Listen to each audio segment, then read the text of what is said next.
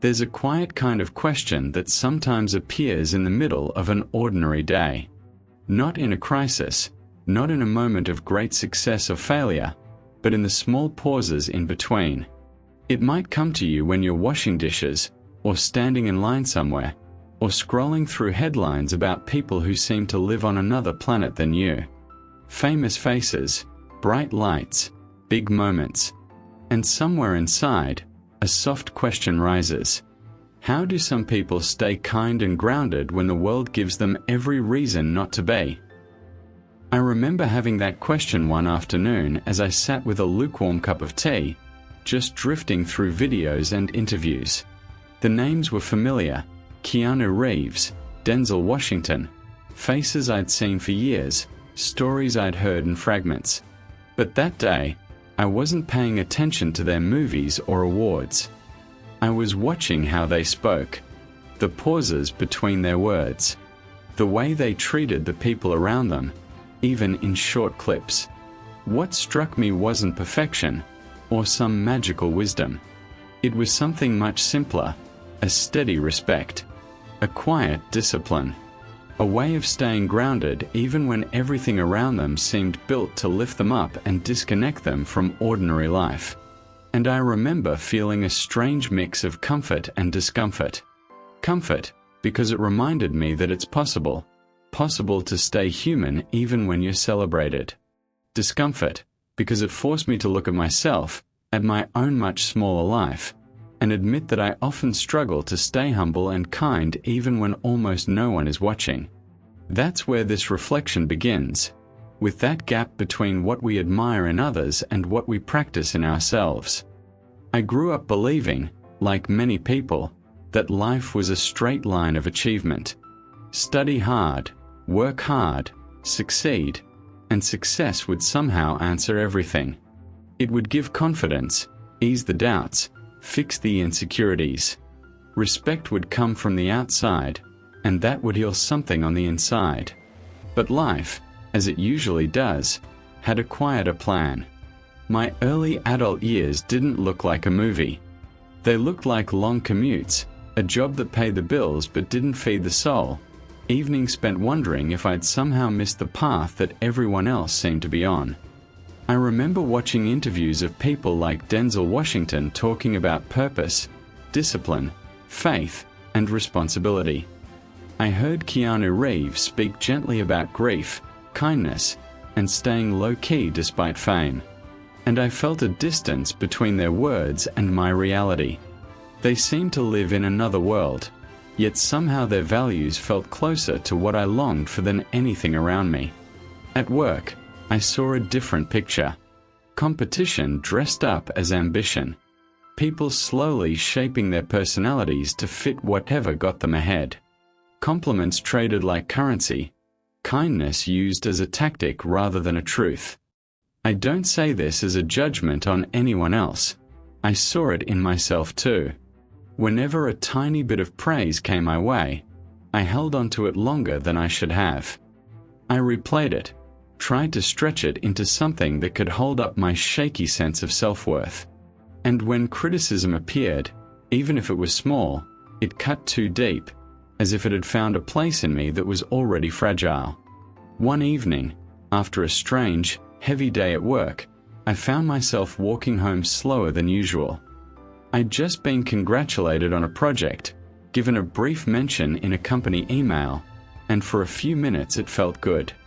Then, almost immediately, I felt something else: fear of losing it.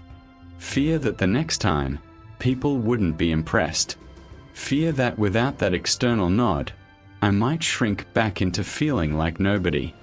As I walked, a question floated through my mind, almost annoyingly simple.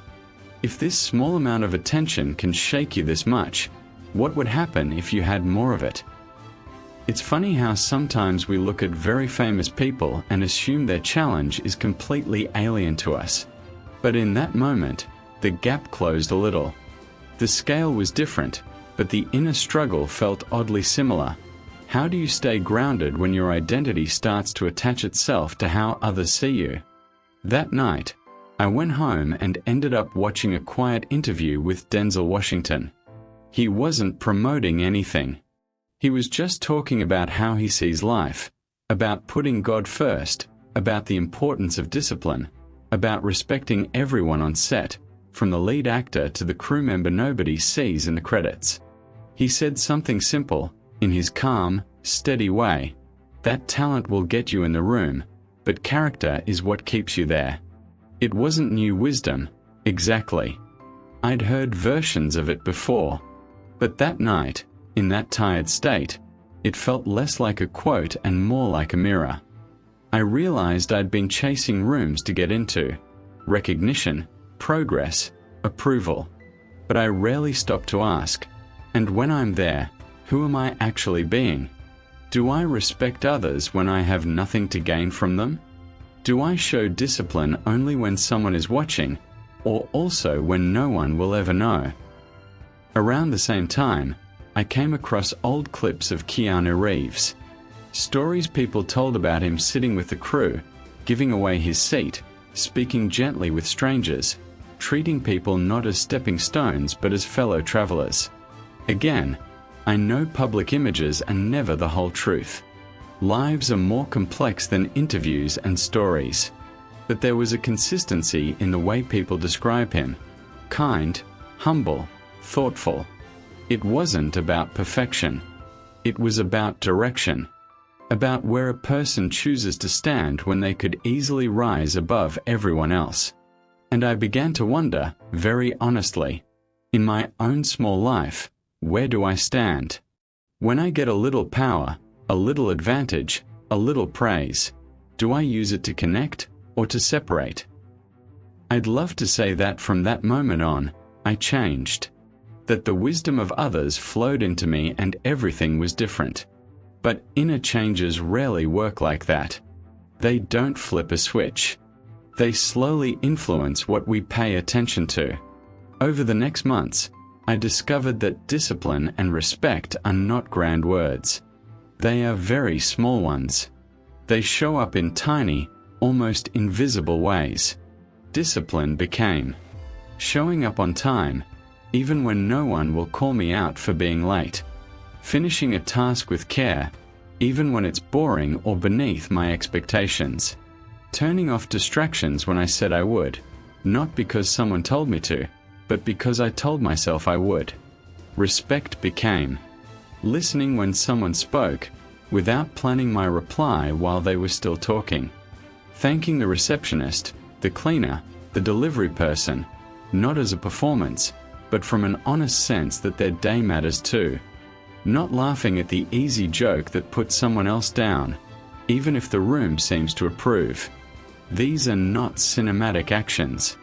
No music plays in the background, no audience applauds. But slowly, something shifts inside. A kind of inner steadiness begins to form. What I was learning, almost against my own impatient nature, is that staying grounded is not a feeling you wait for. It's a practice you return to. Inspired by people like Denzel Washington, I began to see discipline not as punishment, but as a form of respect, for myself, for my time, for my potential, and for others who trusted me. Inspired by what I'd observed in Keanu Reeves, I started to think about how to move through the world a little more quietly, leaving people a little better than I found them, even in brief encounters. One small moment stands out, not because it was big, but because it was so ordinary. I was on a crowded bus, tired after a long day. A woman got on, holding a child, clearly exhausted. People saw her, noticed her, and looked away. I felt that tiny inner conversation start up. You could stay seated. You're tired too. Someone else will surely get up. For a few seconds, I hesitated. Then I thought of all the times I admired kindness in strangers from a distance but didn't join in. I stood up and offered my seat. She smiled, said thank you in a soft, almost embarrassed voice. No one clapped. No one posted about it. But as I held onto the overhead rail and swayed with the motion of the bus, I felt a quiet alignment inside. This, too, is the life you say you admire in others. These little choices. Respect is not a speech, it's a seat offered, a phone put away while someone talks, an apology given without excuses. At some point, another layer of understanding began to unfold. It's easy to talk about respect and discipline when things are going reasonably well. But life doesn't stay smooth. Loss comes. Disappointment arrives. Plans unravel. And it is in those seasons that staying grounded becomes less about manners and more about survival. I went through a period when several parts of my life broke open at once. A relationship ended, a project I had attached my hopes to fell apart, and some old grief I thought I'd moved past came back with unexpected force. On the outside, nothing dramatic was visible. I still went to work, still replied to messages, still met deadlines. But inside, things felt heavy and disorganized, like someone had pulled the floor from under me. It was around then that I thought more deeply about something else I'd heard from both Denzel Washington and Keanu Reeves in different ways: the role of pain, loss, and struggle in shaping who we are. Keanu has spoken, in his own simple, unpolished way, about grief and hardship in his life. Never as a spectacle, never in detail for attention, but with a kind of quiet acceptance that pain is part of being human. Denzel has often talked about falling down, about failure, about how you get back up and what you lean on when you do. None of them sell a fantasy of a life without suffering.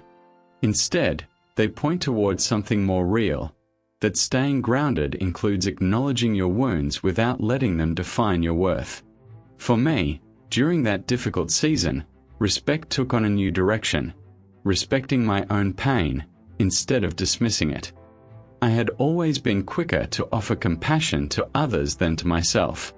When friends struggled, I saw their humanity clearly. When I struggled, I called it weakness. But slowly, through reflection, prayer, journaling, and honest conversations, I began to understand that staying grounded also means staying honest.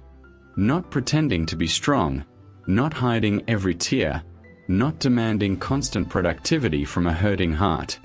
Discipline, in that phase, became less about schedules and more about gently holding onto small, healthy routines. Getting out of bed, taking a walk, answering a message, eating properly, going to sleep at a decent hour. It didn't look impressive. There were no inspirational quotes to be made from it. Yet these were the threads that kept me connected to life when emotions tried to pull me inward and isolate me. I remembered one thing Denzel Washington said about putting your slippers far under the bed, so that when you wake up, you have to get on your knees to reach them, and while you're there, you might as well thank God for what you have. Whether or not one shares his faith, there is something powerful in that simple ritual, a daily act of humility. So I created my own small rituals. Not dramatic, not visible. Just regular moments of reconnecting myself to something steadier than my moods.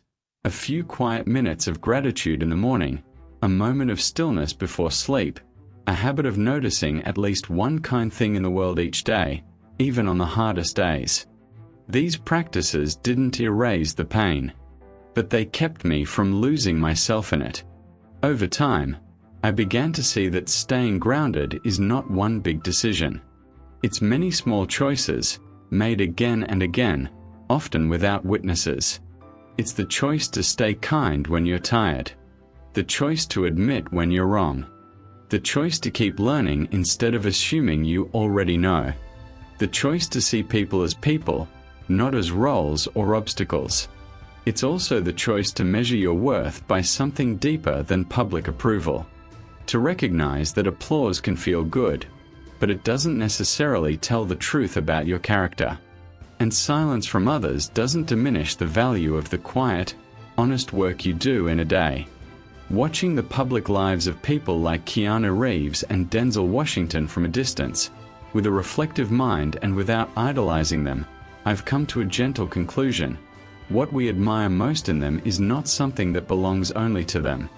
It is something we are all invited to practice, in our own way, in our own scale. We may never stand on a stage, or appear on a screen, or receive awards. But every day, we stand in front of someone, a colleague, a friend, a stranger, a family member, or even just the mirror. In those moments, the same questions quietly apply. Will I respect this person's humanity? Will I choose discipline over easy escape? Will I stay grounded in what I believe is right, even when there is no audience? The older I get, the more I realize that the real greatness we should aspire to has very little to do with being known, and everything to do with being real. Being consistent. Being sincere. There is a calm strength in a person who knows who they are, who doesn't need to prove it loudly, who understands that status is temporary but character is something you build, slowly, over a lifetime. Fame can amplify who you already are, but it cannot give you what you do not cultivate in quiet places. Sometimes, when life feels noisy, with its endless opinions, its comparison, its constant reminders of who is achieving what, I go back to that simple, unsettling question that came to me years ago. How do some people stay kind and grounded when the world gives them every reason not to be? And the answer, at least for me, is no longer a mystery belonging only to celebrities or extraordinary people. It is something much more ordinary, and therefore more reachable. They stay grounded by remembering where they came from, who they serve, and what truly matters when the lights go off and the crowd goes home. They practice discipline not as a prison, but as a path, a way to honor their gifts, keep their promises, and respect the opportunities life has given them. They show respect not only upward, to those who can benefit them, but sideways and downward, to those who are often overlooked. They understand that no job is small when it contributes to the whole, and no person is unimportant. And they accept that pain, failure, and loss are not signs that life has rejected them, but ingredients that can deepen their compassion if they let them. All of this, I have come to believe, is available to each of us, in our own settings, in offices and classrooms, in homes and buses and sidewalks, in online interactions and quiet kitchens. We do not need bright lights to practice profound values. In the end, respect, discipline, and staying grounded are not performances. They are quiet agreements we make with ourselves, to treat others with dignity, to make small, honest efforts, even when no one is watching, to remember that we are neither the center of the universe nor insignificant, simply part of a shared human story where everyone is carrying something unseen. If there is one soft insight that has settled in me through all these reflections, it is this: a truly successful life is not measured by how high you rise, but by how deeply you remain rooted in your humanity while you climb, and how gently you walk back down when you need to. Fame fades. Applause ends. Achievements age. But the way you made people feel, the quiet discipline with which you lived, and the respect you showed to yourself and others, those remain, sometimes long after your name is forgotten. And perhaps, in the quiet spaces of our ordinary days, that is enough.